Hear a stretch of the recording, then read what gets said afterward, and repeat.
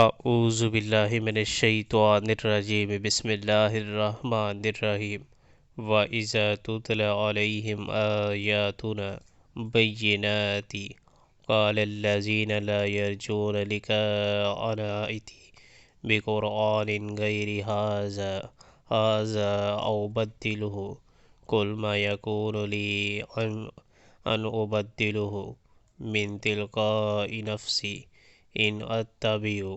إِلَّا مَا يُوحَىٰ إِلَيَّ إِنِّي أَخَافُ إِنْ عَصَيْتُ رَبِّي عَذَابَ يَوْمٍ عَظِيمٍ۔ جب انہیں ہماری صاف صاف باتیں سنائی جاتی ہیں تو وہ لوگ جو ہم سے ملنے کی توقع نہیں رکھتے کہتے ہیں کہ اس کے بجائے کوئی اور قرآن لاؤ یا اس میں کچھ ترمیم کرو۔ اے محمد صلی اللہ علیہ وآلہ وسلم، ان سے کہو میرا یہ کام نہیں ہے کہ اپنی طرف سے اس میں کوئی تغییر و تبدل کر لوں، میں تو بس اس وحی کا پیرو ہوں